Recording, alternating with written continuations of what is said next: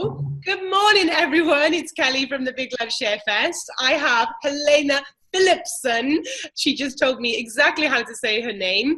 Babe, where are you? Talk to us about yourself. Give us your true to life, non-bio thing. Tell us. Hi, Kelly. Thank you so much for having me, and thank you for saying my name right. Yay! I am in Copenhagen, Denmark. I am thrilled to be here. I love talking to you, and I can't wait to share with you. So a quick little story on me is that I am hugely passionate about spreading awareness of emotional eating and all the stuff that goes with that most people aren't even aware of. I work with women mainly who battle emotional eating, and all the sort of negative patterns that go with that. And that's my deep core. So it's basically life transformation, but my core specialty is the emotional eating part, because I myself have battled that my entire life. And being in recovery for almost 5 years and working with this every day is just, it's the bomb for me. It's what I love doing. Awesome. Thank you. So there's a couple of themes that are coming out of the Big Love Share Fest, right? Mainly it's to do with really being a leader in your own life, finding out what it is that's going on for you. A lot of the viewers are in transition. So, well, we're all in transition always in life, but they're like asking about what's more is possible for me. Why am I feeling like this? What's going on? Whether they're in a career, whether they're a mum or a dad at home, whether they're an entrepreneur, they've been wildly successful or they've been struggling. They're asking bigger questions, right? So that's the theme of today. Really what I want to ask you about is your journey, the life of a leader, a life of a woman that's coming to her own self and bringing what she cares about deeply into the world and matching that with her own story to bring that to life. Okay, so tell us about your life story, just like a snapshot, and bring us right up to now, please. Yeah, with pleasure. My life has been weird and wonderful and dramatic in many ways, right? I grew up as a codependent child. Of course, I didn't know that. And that sort of expressed itself in emotional eating. I have some first memories going way back of myself planning to overeat, planning to binge. I have memories of lying about it and hustling to do it even as a kid. And I went on to become a young woman who felt very wrong, I was going to use maybe the word unloved, but at the same time, I felt very loved by some people in my life. But my sort of core feeling was that I was wrong. I didn't fit in. Yeah. I experienced that a lot of people around me were really sort of feeling very strong about standing out of the crowd and being something special. And I just had this, can I just please be like everybody else? Nobody needs to notice me. Nobody needs to... But can I just please not stand out? Can I please just blend in and just like be accepted and be like everybody else? And I took that feeling with me into adult life. I worked my ass off. I'm a total entrepreneur. So I started a business when I was really young, had career jobs along the side, jumped from industry to industry, tried so many different things. I sort of came to realize at one stage that one of the things that drove me was a very strong sort of warrior strategy. It seemed that there was like sort of a polarity, that it was either warrior or victim. And warrior was the path for me. That sort of became my survival strategy from when I was tiny, right? So I warriored my way through impossible tasks and crazy jobs and proved everybody wrong so that maybe inside I could feel I was good enough. Except that, of course, didn't happen, because everything I was doing was external. It was all out here, and everything going on with me was in here. So I fought and I struggled and I excelled in many areas, but I felt deeply shitty inside. I was miserable like a mother beep. And it wasn't connecting for me. And the disconnect in my life, the gap, became wider and wider and wider the more of a woman I became. And right around the last part of my 30s, I'm 43 now, things sort of hit a solid rock bottom. Yeah, like really, really, really end of the line rock bottom. So nothing was working in my life. I was deeply miserable. I went bankrupt. I was already going on my second marriage. My first marriage was fine and wonderful and with a very decent person, but I wasn't. My second marriage was deeply dysfunctional and abusive. And my life was just, it was a constant struggle. So I had the choice. Do I want to continue living like this? Can I bear it? Am I going to eat myself to death?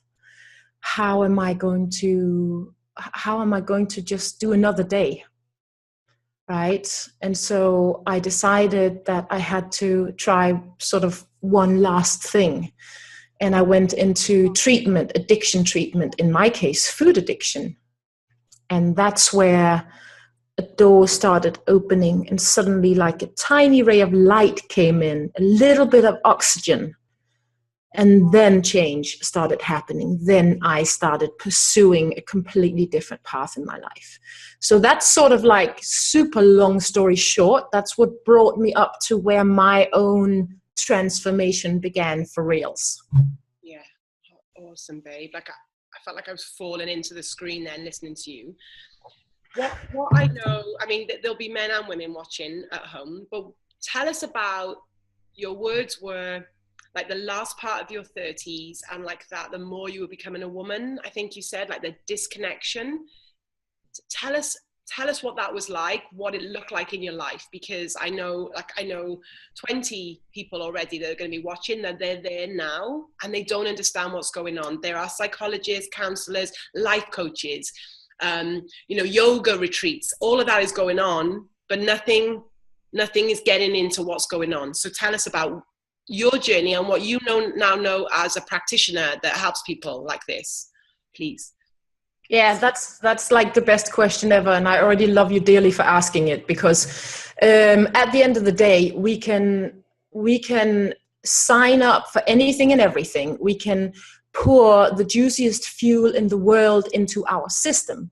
But if our foundation is not in place, if we are not solid and transparent with ourselves and willing to be truthful, nothing is going to work. No matter what you change on your car and how much you tune it, you're just not going to go anywhere if you don't understand that there is an engine in there and how it works and how it needs maintenance. And that was it for me. There was a huge disconnect where my everyday life was very codependent behavioral wise. And I'll explain to you how that expressed itself. For me, that meant wondering a lot how life actually works. Feeling like I couldn't figure it out. I had a constant internal dialogue. Should I do this? Should I do that? What would be the right thing? What would other people think about this? Why is everybody else doing better than me? Why do they look happier than me? Are they judging me? What can I do to be good enough? Why doesn't anything feel good? Why doesn't anything change anything, right?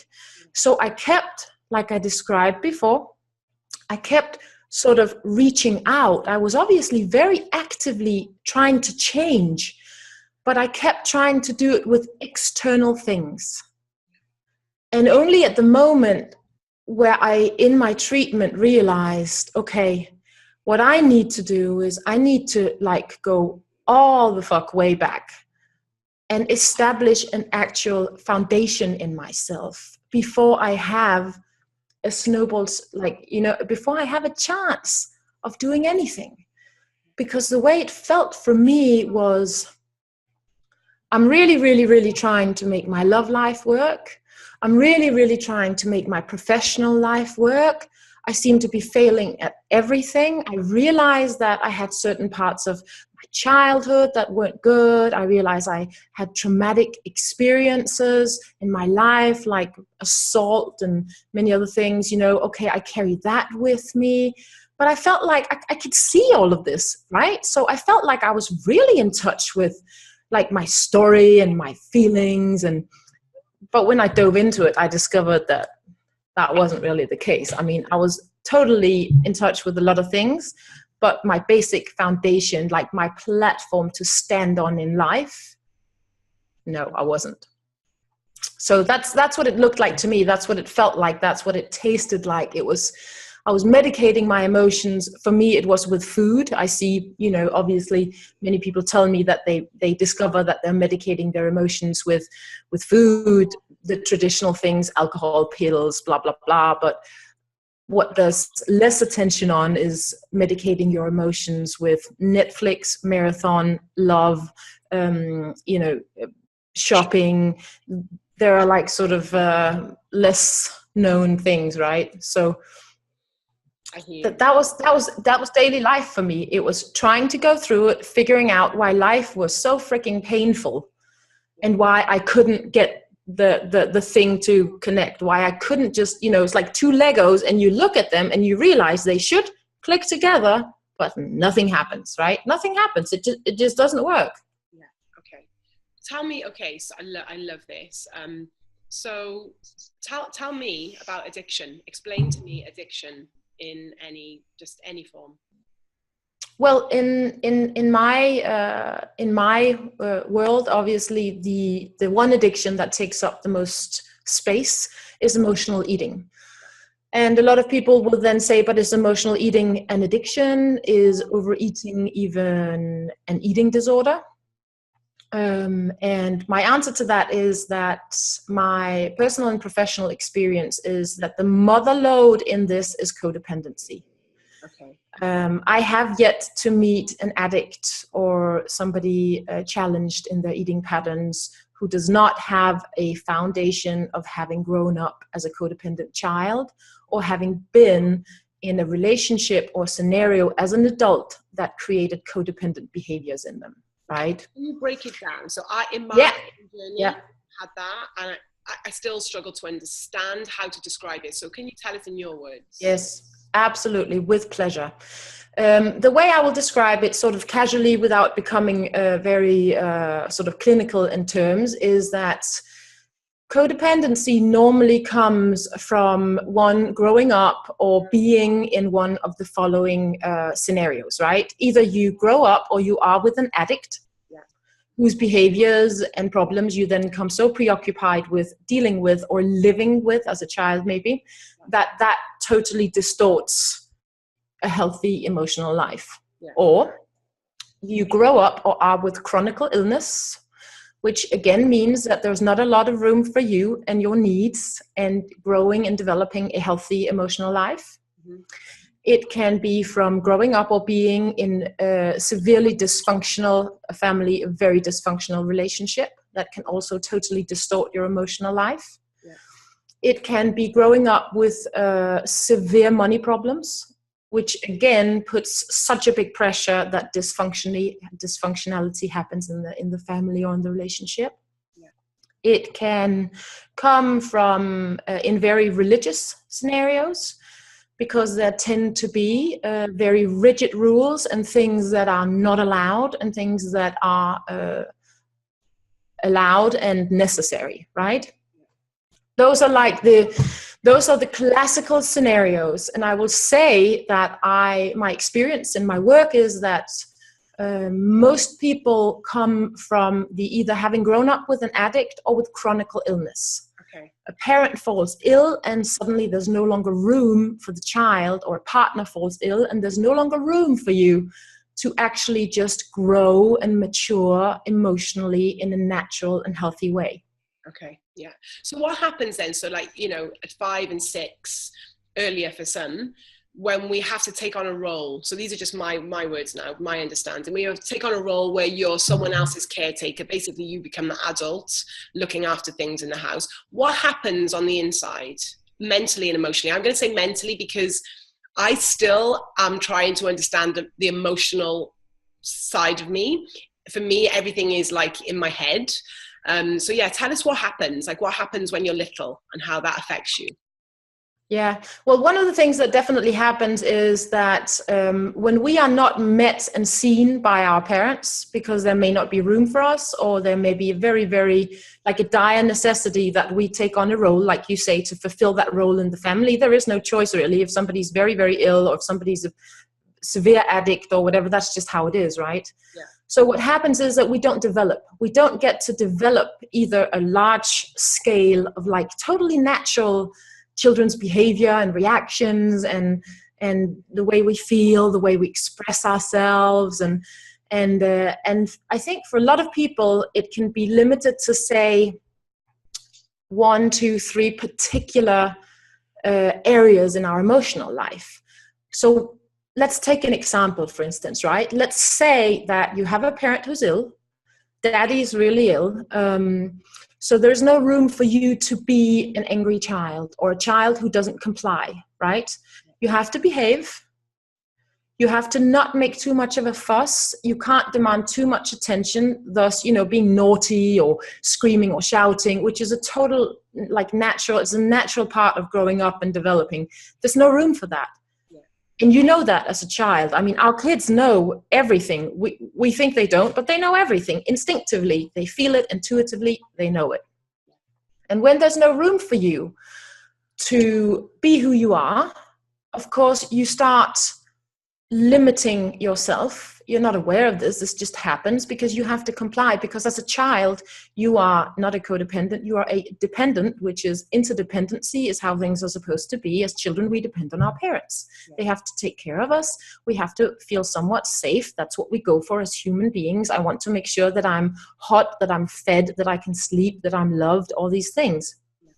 And as soon as we understand that there is something in the family more important than that, we comply, because we know instinctively we need these things to survive, and we now understand we need to do that to get what we need, right? Yeah. So we grow up with certain areas of our emotional life being forbidden, if you will, or not being allowed. At least that's how we perceive it as children. Yeah. And it sort of almost goes without saying that's gonna disturb a natural balance, because as human beings, I don't believe that we're capable of putting a lid on one pot. Yeah. There is one big pot, and once we start putting a lid on certain things, that affects every area of our life. We can't just choose to not work well with anger. Yeah. It affects our entire emotional life. And so that's where an emotional dysfunctionality starts. It's when we realize or understand, okay, this is really big. I need to behave. Otherwise, I'm going to tip, the glass is going to overflow. I'm going to tip the boat. Or mommy, then, what happens if mommy gets really upset with me? She's the only one who's left because daddy's ill. So as children, we have all these things that just then make a lot of sense to us. And that's, of course, how we're going to do it. Yeah. And then from there, we just keep, as we're growing and into teenage life, we just keep building on that. Is that how it works? Yeah, and it's if you haven't learned a healthy emotional life, of course you take that with you. That's something you then need to learn later on in life if you so choose to. Of course it can be quite the journey, and there's a lot of sort of healing of our pasts and understanding other people's journey, that if we have a sick father and our mother is trying to survive in that everything that happened probably most likely never was done to us. Yeah. That was our mums trying to survive, they are carrying their own stories. Yeah. And that can be quite a relief to discover and to heal with that, to understand that it's not that anybody was trying to do anything to us or to me. That's just how it played out. Yeah. So a classical thing would be, for instance, that we go through life, I'll take myself as an example, we go through life not able to meet our own emotional needs, right? Yeah. We don't entirely understand them. When you don't understand your own emotions, what are the odds that you're going to be able to understand your own boundaries and needs as a human being, right? And if you can't trace your boundaries and verbalize, communicate your needs, then already here, I think most people can hear, then you got a setup, which is, it's almost like bound to fail. Of course, we can go through an entire life like that if we want to. And some people can even do it sort of with somewhat success. Yeah. But it just comes with, for most people, feeling miserable a lot of the time, feeling very confused, a lot of anxiety, because that feels deeply unsafe. Yeah. And what goes with it are all the decisions, right? All the decisions we have then made when we were children. I'm not good enough. I'm not important enough. I'm not safe. A deep, deep, deep feeling of not being safe because something else is more important, and there are certain things I'm not allowed to express. There are certain feelings or emotional states or moods I am not allowed to be in. There's just no room for it. Yeah. And all these decisions we make, we can remake as adults. And that's, of course, where a lot of the magic happens, is when we understand, okay, wow, I decided I wasn't good enough. I definitely decided I wasn't safe. So I've been battling anxiety like, oh my God. And once you then start working with all this and get rid of like destructive behaviors, and funnily enough, for a lot of people, anxiety disappears because it was never the foundation condition. Anxiety was a byproduct of all the other shit that we were battling, right? Yeah. Okay, perfect. Okay, so when you said that you tried lots of things, and then when you were in treatment, how it came across to us is that like things started emerging, different choices started emerging. What was the treatment that made a different pathway possible for you? Like, I'm really, because again, I'll repeat that the people, for me, I'd had lots of different counseling. I just, wherever I went, I was just constantly told by psychotherapists and psychologists that I was depressed. I kept getting given, it wasn't for, eating disorder it wasn't me. Mine was work and people pleasing, and just constantly run off my feet and exhausted and angry and nasty and volatile. So I'd lived with that my whole life, and I'd done different things, but I was just being told I was depressed all the time. I never took that medication. I kept searching. But the only time things changed for me was when I stopped my whole life and I put everything on pause, and I went and rested, and I lived in Bali and slept. And really that was the start of me being well. Like, and yes, of course, then I had to start learning about what all this stuff was going on, and why the crying, and why the crazy screaming in the middle of the night and writing. Well, it was just like this stuff was literally just waking up. I've learned I've just learned to love it all now, but that's been a journey. So what was the difference in you? What was that recovery that you talked about? What was it? Like a particular thing? What? Yeah, that's a really, really, really good question. For me, going into treatment meant, like I said, opening a door. To open that door, I had to be completely willing to be truthful with myself. Everybody says the truth shall set you free. And when everybody says that, for me, that had always meant being truthful with others, like speaking the truth, like don't lie, don't go through life like we know whatever. What it meant for me was being truthful with myself, embracing the fact that I was meeting some really difficult things in my own story and within myself. I was meeting my own character defects. I was looking at stuff that had never been built. I wasn't one of those people who could go, oh my God, this is fantastic, because like I'm back to me now. Yeah. I've never been able to say that because I was becoming me and getting to know me for the first time in my life at 39. Sorry about that. Okay. There was no coming back to me. There was a, hi, my name is Helene. Who are you? Nice to meet you. Should we get to know each other? Yeah. Right? And in the treatment, I started being in recovery, as you say, within typically the addiction community, but also within the eating disorder community. And being in recovery means not only are you refraining, you're abstinent from using whatever you use to medicate your emotions, it also means that you go into the emotional and spiritual life that hasn't been working. It means that you start healing, because you can be abstinent. And let's take an emotional eater as the example again. I can stop eating emotionally, but if I don't deal with the problem that made emotional eating my solution, I'm not in recovery. I'm just abstinent. I'm not acting on my desire to medicate my emotions, but I am still so sick inside, as I always was. So the recovery for me began when I started the journey of working with my emotions, working with building that foundation. Like foundation first is one of my programs and like my biggest motto, because if you don't have that, you know, I wanted to build a first floor and a second floor and a penthouse and a balcony. And, you know, it just can't be done if your foundation is like that, right? Love that. Yeah. So for me, it was diving in, connecting, and doing the work. Literally doing the work. Willingness and truthfulness. Then I just found many doors opening and light coming in from everywhere. Yeah. That's how it was for me. Okay, I love it. Oh my gosh.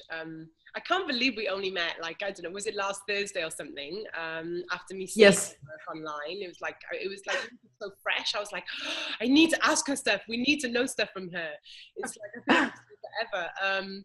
Okay, I love that it wasn't about coming back to you. Because I did a lot of, like, I was researching. I was like this real life student. I was reading all the codependency stuff and then jump into the spiritual stuff and then doing my success work and NLP and healing.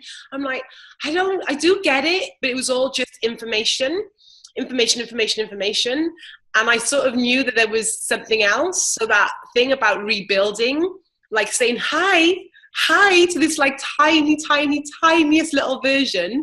I've been recently journaling, and it's a little jelly bean with a little tiny love heart in it. And anyway, this is going to sound crazy to people, but it's really like that. Like this is the tiniest part of me, and I'm 39, just turned 39. It's like, oh, I have a whole life ahead of me. I can be me, rather than, I don't even know what that was. Like, I'm sure I will understand one day. But so I want to ask you two things about what you just said. You said the work, when I did the work, and for one person watching this, she's gonna know who she is. The work, we laugh, like, what is this work? What's the work you have to do? Because it's such an enigma, right? It's such a mystery. And also you said the foundation. This is what we want from you, Helena. We want, what is the work, in your words? Ha ha ha. And I want you to give us as much detail as possible about the foundation, what it was for you, what you teach people. Okay, fantastic. The work is basically the work. Aren't you happy for that answer? Didn't that clear up centuries of mystery? Yes. The work means walking the line every day, if you so choose. Doing the work means being, breathing, feeling, and being truthful. Doing the work means, for me personally, and my work, the work that I'm talking business work, the work that I do with all my clients, means building a foundation that works for you. And the foundation means, okay, what are my values? Who am I? Right? What are my values? How did I used to go through life? Let us look at that and eliminate all the things that did not work for me and replace them. I don't believe in the whole, just let go, let go, just let it go. Let go of your this, that, X, Y, Z. Yeah, we're human beings. We need to put something else instead, right? So we replace all of our limiting beliefs, all of our very fearful convictions with stuff that works for us, with the stuff that our dreams are made of, with the fulfilling stuff of living a life at ease. That is doing the foundational work. It means figuring out, what are my values? How can I live according to my values? Which steps can I take today and tomorrow to live in compliance with my values? What are my needs? What do I as a person need? And if I can't feel any of that, what exercises can I do to discover what my needs are? I mean, we're talking way down to basic, really basic foundational work. Sometimes so low practical that some people may be like, come on. I mean, that's like, but honestly, next week, I'm doing like a little free video thing just on Facebook where I talk about, we're literally down to honoring your basic One of them will be physical needs. Do you pee when you need to pee? Or do you push it 3 hours because you're not bothered or you're busy? Do you drink when you're thirsty? Do you nourish your body when you can feel that it's hungry? Or are you waiting for a certain time to arrive, for a certain break to arrive, for a certain food to be available to you? Do you sleep or rest when you're tired? I mean, this is basic stuff. And the step up from that is, like I said, let's define what my needs are and let me start tracing my boundaries. Where are my limits? Where does my being okay, being a part of whatever relation, situation, task, where does it begin and where does it end? Because as soon as we start honoring who we are, as soon as we start putting out self-love, which is protecting our boundaries, communicating our needs, being true to who we are, but you need to know who you are first, that work. As soon as we do that, that's, for instance, when anxiety goes away. Because you're no longer sending a message to yourself on a daily basis, which is, I'm not important. I don't prioritize myself. I constantly cross over my own boundaries and other people's because I'm not aware of where the fuck I am in life or what I need or what I want and how to do it. You know, when you stop sending those messages to your own soul, things change. You don't have to do anything but that for it. They change. Anxiety goes away once the dangerous person is no longer within you.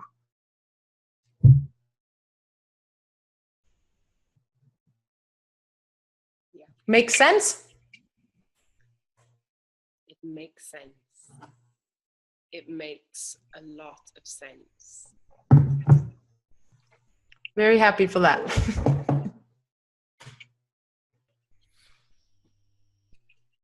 The dangerous person within you.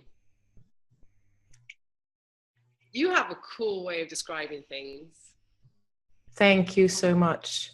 I mean, I battled really, really bad anxiety for a long time. I had like panic attacks and anxiety attacks, and it was very, very heavy at certain times. And it seemed like the biggest sort of epiphany to me when I realized, okay, I'm standing here in my hallway, letting my natural spit drip out of my mouth instead of swallowing it, being afraid to move because I right now have a visual of the mirror on the wall in my hallway that mirrors the front door so that I can see when the psychopath I know is waiting right around the corner comes in to kill me. And I'm not going to swallow my spit because maybe he can hear me swallow and then he'll make that first move. This is the sort of anxiety thing that I had and battled, and I could stay there for 4 hours without swallowing my spit, right? And when I realized that sort of the embodiment or that psychopath in my anxiety thing was really me. I was the only one who was hurting me, who was not respecting me, who was damaging myself on a daily business by being in relation to a person who wasn't very healthy, by compromising my true sort of core and my heart and being bad to my body and really treating my body like shit, you know. I was the psychopath killer and I lived within me. So how the fuck are you not going to suffer from really bad anxiety if you are sharing your entire existence with a person within you or a side of yourself doing that to you? What would you... People who are scared, right? All of us. People who are scared and who know there's that next level to go in, but they're aware, they may not be aware that they're resisting it, but they know there's something more and they're not going in. How would you talk to them? What would you say to them?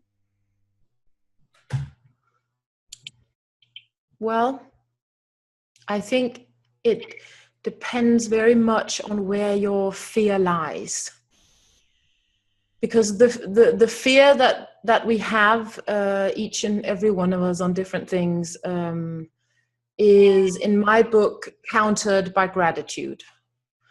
So I would like to discover where people have their fear. What is the fear connected to? Where is the feeling located in their body? You know, are we talking where is the fear located? And then I would counteract it with gratitude. So I would start by discovering together and looking at the different moments and things and skills in our life and in ourselves that create gratitude and that are good and that are resources, that are powerful resources. And I find that once we have spoken about what fear we have in our lives, we hardly ever have to revisit it. I mean, honestly, based on all the work I do, we talk about it once and it's released. It just completely goes away because so many other things. There is the understanding of our thinking, that we are in a thinking feeling loop, and that we don't have to act on our feelings. We have to understand that our thinking is producing our feelings, right? So there's a certain little exercise I do with people. I draw up the loop, the two circles of the feelings, of the thinking and the action taking that we're normally doing, yet we still have fear and anxiety or dysfunctional behaviors or addiction or whatever. And once we can switch over to the second loop, then we're on a healthier path where we understand that the way we think about everything creates our feelings. And then we can, okay, so do I need to do anything now? Or can I just be with it? And then it diminishes it, and eventually it just goes away. Yeah. What is being with it? Because I hear everything you're saying and I'm nodding. What does being with it feel like? What is that like? How, we are, my aim is that more people open in whatever way. And we all, like you, I know, will still have fears, and you'll still be locked away a little. I'm locked away. Like every day I'm freer and freer and freer. And of course, as our awareness grows, that's when we're like, oh, more is possible. Oh, I don't want to go there. Or, oh, I don't want to lean into that. So like, what does it feel like to be with it? Sometimes very, very, very uncomfortable. And sometimes very, very, very wonderful. But no matter if it's one or the other or anything in between, being with it really is what sets us free on so many levels, right? Because every time we have been trained to believe in mostly Western society that the stronger we feel something, the more true it is, right?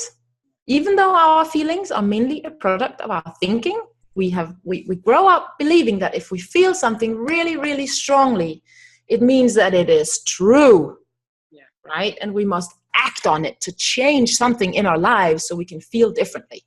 Yeah.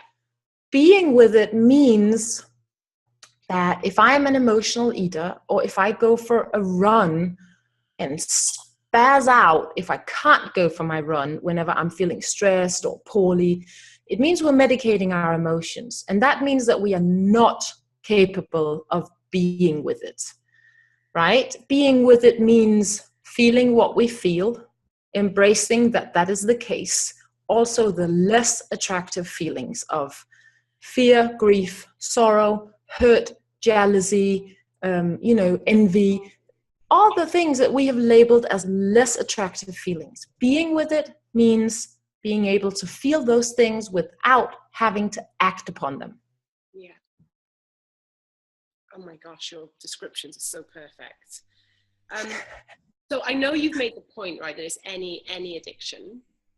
I didn't know that I had, because I was like, I only drank every now and again, and I didn't take drugs, and I didn't smoke, and I just, I ran and I worked hard, and I thought I was fine. And I wasn't happy with my behaviors, particularly in my close relationships. I was very aggressive and volatile with my language. Lots of control mechanisms are in place. I had to find all that out, right? But it was only when I found in a little secondhand shop a Workaholics Anonymous workbook, and it was like I ate it up. I loved it. It was all stories and strategies, and that's where I have my passion, actually, for understanding addictions in all forms. So, but I really want to make this relatable, and I'm really not afraid to say out loud, if 50 people or 500 people watch this, like, we all have addictions. And I want people to know that. And like, not to be so freaking judgmental when someone has a drug problem, or someone is drinking heavily, or have no control, or whatever it is. Like, but I don't want to be naive and stupid, right? I want to have a responsibility when I say seek first to understand, because for yourself, you are going to uncover some stuff. Like, what's your take on all of that? You know, when you're talking, maybe you have a new social group you're in, or you have someone like you that understands everything, and then you're in a pub or a park and you're talking about some work and it's really opening up. What do you say? What's okay to say, and what do people understand about the work you do and about addiction? Like, what's your experience of that? I really want to know what your day-to-day experience is of people's understanding. Yeah, really good thing to talk about. I came back from a 27-year reunion, just to relate this to something completely real from my own life. I spent the weekend in France, in a city that I lived in 27 years ago when I was 16 years old. And we met up 9 people who haven't seen each other for 27 years, right? Yeah. And of course, that gave me an opportunity to talk to somebody who had met me when I was a pretty dysfunctional, teen, young woman, 16, 17. And now we're all adults and we're here so many years later. And some of them know from Facebook what I do. Some of them don't, not on Facebook at all. And so how do I communicate what I do? How do I explain it? How do we talk about it?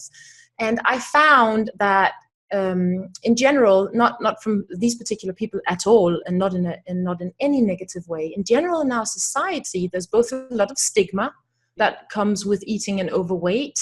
I mean, a lot of emotional eaters never become overweight. But in general, when it comes to emotional eating and overweight, there's just a lot of shame and a lot of stigma.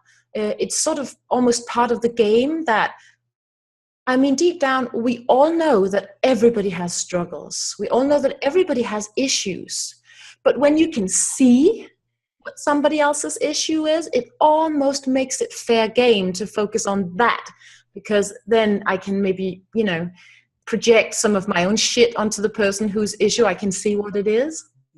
And it was really wonderful to talk to these like amazing adults 27 years later. We connected and bonded and shared our stories, and I explained, okay, I work with emotional eating. I help people reconnect to themselves so they can stop medicating their emotions, because the reconnection happens on a level where you no longer need a tool to cope with life.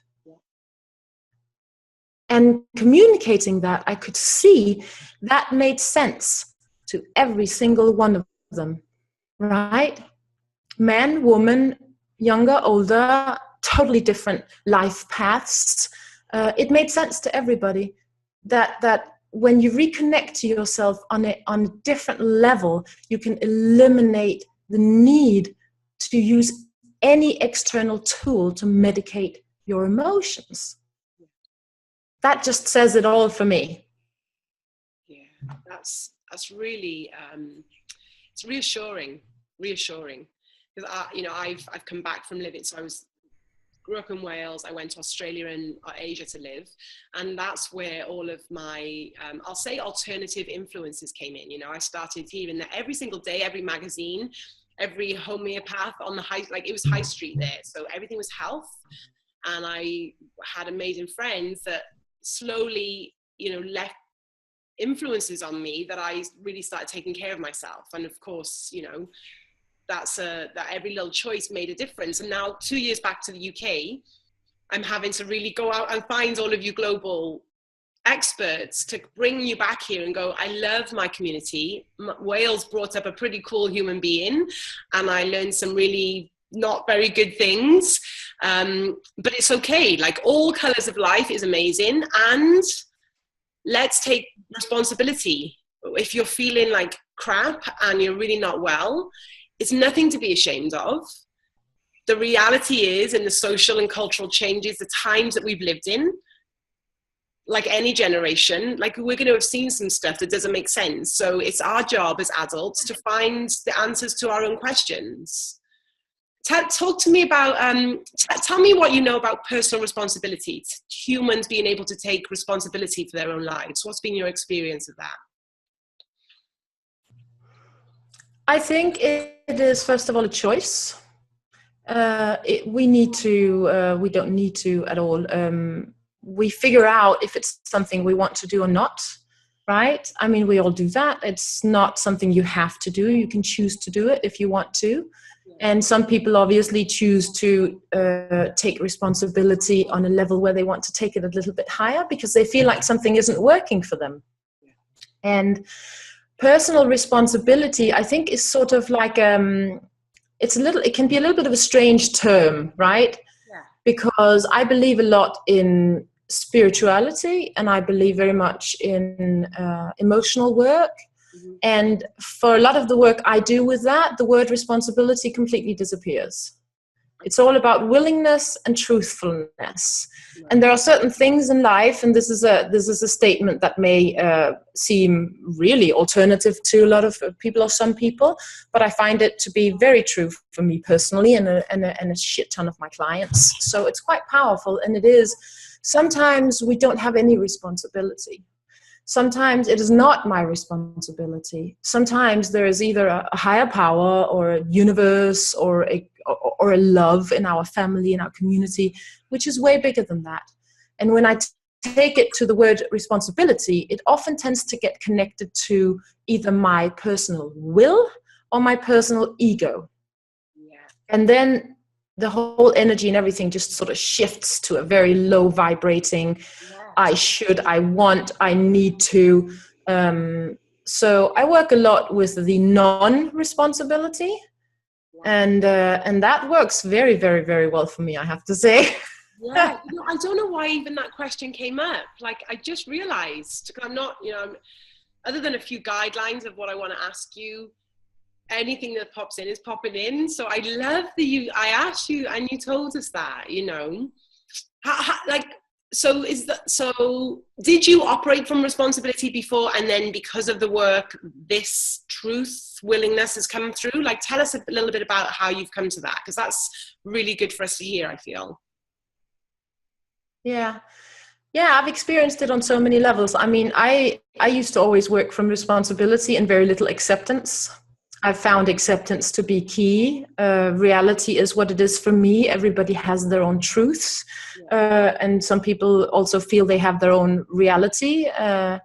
And working from responsibility involves a lot of I should, I must, I need to, I have to, which eliminates my free will. It eliminates my flow of spirituality. It eliminates or limits, at least strongly, my sort of energetic flow in life, is my experience. Yeah.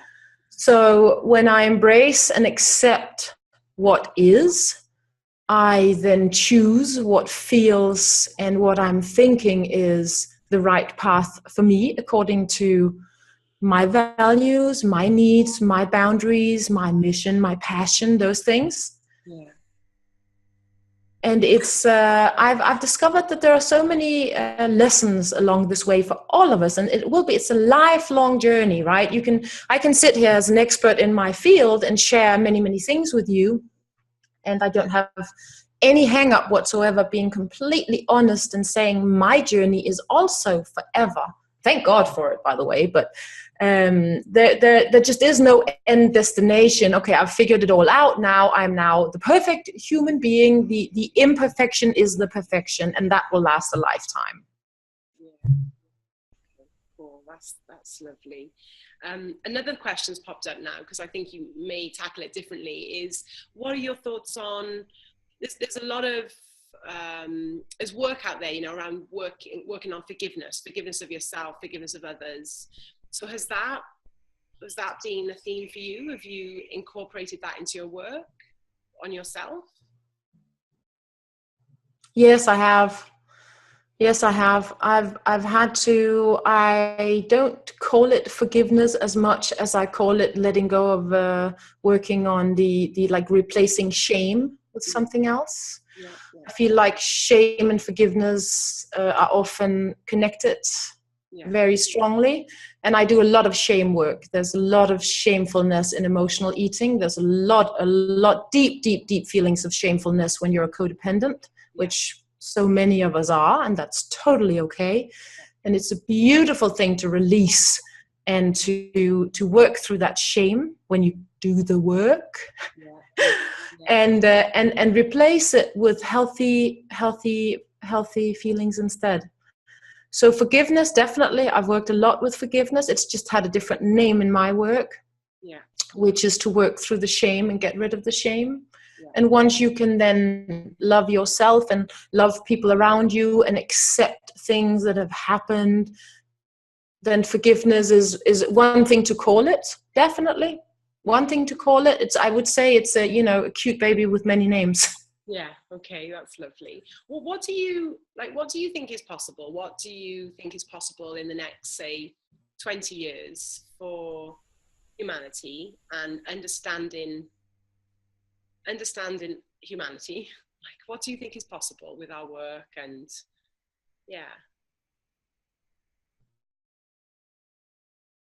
Really good question. I'm not sure I have a detailed answer to that. I think that our world is very polarized and becoming more and more so. I think there's a huge new paradigm shift happening in certain parts of the Western world, but at the same time, I think there's a huge fear-based movement, which for me personally is very sad and sometimes disturbing. And at the same time, if we are to live in acceptance of life on life's terms, that's a part of it.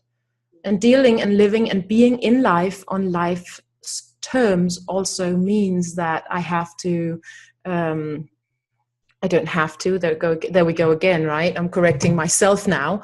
I choose to accept that there are a lot of people moving in a different direction than I am, and that's their journey. That's their path. And it's very strong, and there's a lot of them, and they have different values from me. And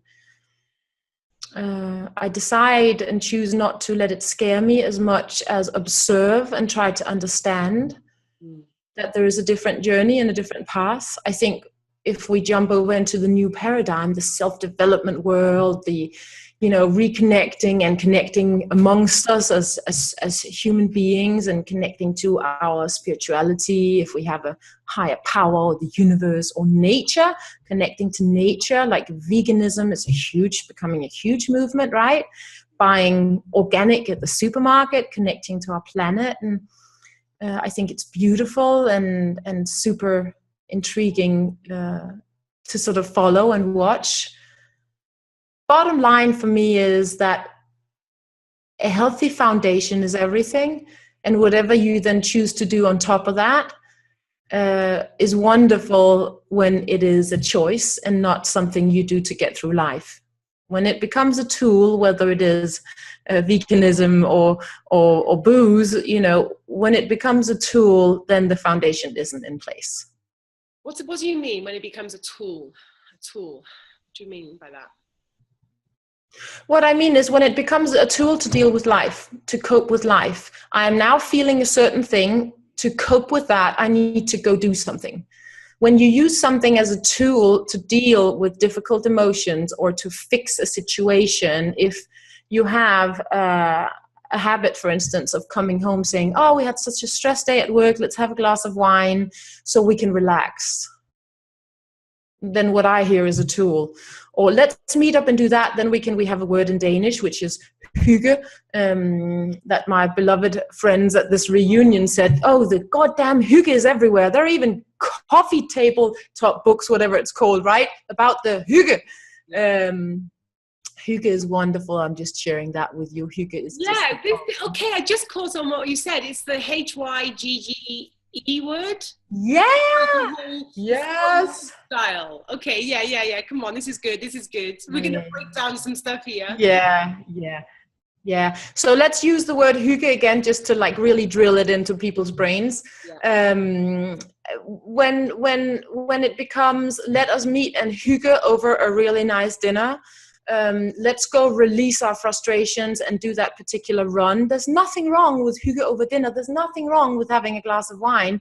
There's nothing wrong with running to release whatever tension. But when it becomes your preferred tool of dealing with a certain emotion, then it becomes a pattern, it becomes a tool, and then reinforcements start happening, right? Either negative or positive reinforcements, where we as human beings have hormones and chemicals being released within us that works with our mind and our emotional life, telling us, okay, for now this works. I ate a cupcake and I feel better. So tomorrow when I feel bad again, I'm gonna have 2 cupcakes. So now I have a tool.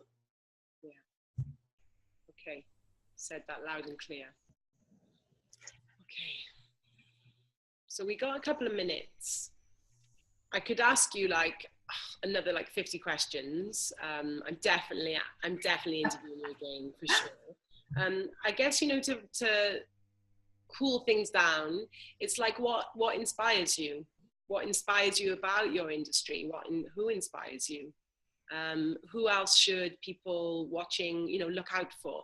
Because what I'm looking for, right, we had norms years ago, we have norms now like this in our world, because we see the therapies and the modalities, like all my circle of people are into this stuff, and I feel like new truths coming out. So who inspires you? What truths do you see? Like, what would you like to push the edges of so they come to like everyday life? Yeah, fantastic question.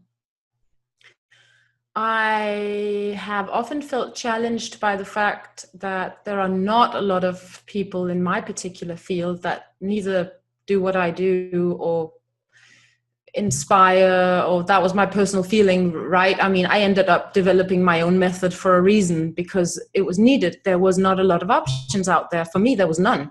I had to go into addiction treatment with a mix of chemical and behavioral addictions to be treated for emotional eating. So I found it very difficult. I'm very inspired by Darlene Lancer, who to me is one of the godmothers of codependency. I love her book, Codependency for Dummies, and the other books she's written. I highly recommend her. Okay. I feel her very deeply because it's very... And one of the very first books that started setting me free was Melody Beattie, Codependent No More, and that's all centered very much around alcoholism, which I've not had in my life personally, not in my family or anything, but it totally makes sense. It's all the same mechanisms. Yeah. And besides that, I sort of seem to pick up random things. I don't follow a lot of people or pages or religiously. I just really don't. I seem to pick up on the thing that sort of tunes in with me, makes sense with me on that particular day, whether it is there's a dude called Kai Pacha who does, like, to me, sort of super alternative astrology things. Yeah. And I seem to sort of stumble upon him quite often on Facebook, for instance, and he makes me giggle, and he makes a little meme every time he does an astrology report. He makes like a little rhyme, and so I connect quite well with that. And otherwise it's just things that happen to pop in. I mean, I have, like, I can sort of compare it to, I have a working list of mantras that I give out for free to everybody I work with, and like all my followers, my tribe, so to speak. And what I always say about them is that I don't use and have not developed my working mantras to be about where you want to go. It's not about my vision of where am I going in life. They are an exercise when I wake up in the morning, sometimes every day if I feel life is challenging, sometimes once every fortnight, where I then try to identify, what do I feel troubling today? What do I feel is weighing on my soul today? Is there something clouding, feeling a little heavy? And then I pick a mantra that addresses that exact thing. And then I will work with that mantra and work with that experience of whatever feeling and thought is creating that throughout that day. Yeah. So I'm not focusing on an end result or on, whatever sort of power phrase, I'm focusing on the thing I can feel blocking me in that moment. And I think the same goes for me when it comes to inspirational leaders and the world out there, is I sort of stumble upon things that will really sort of really connect with me in that moment on what I can feel is an obstacle, a roadblock. And I know when I eliminate them, then it's all free down the highway. Oh, babe, that was so beautiful to finish with. Like, I love that, and it's just how I feel. I mean, I have all of my old books. Like, I hold them like they're my teachers next to me. I'm like, don't you go anywhere. I might need you next month, or I want to share them with someone. But same, like drawing and singing and poetry and laughing with my friends and taking time out, collecting my own little resource pot. And even though I like sharing with other people, I'm always saying, like, well, you know, start with a blank page. It seems it's too abstract, right? You can't just say start with a blank page when you're really foggy.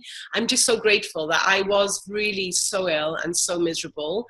And now I'm like all colors, and raging one day and loving the next and crying the next. And like, I get to have it all. And I get to be in this like life study. Like, I did that shit today. I need to do it better tomorrow, or I need to reconnect with that person and apologize. Or it's like, I have this full range of life that I get to choose from.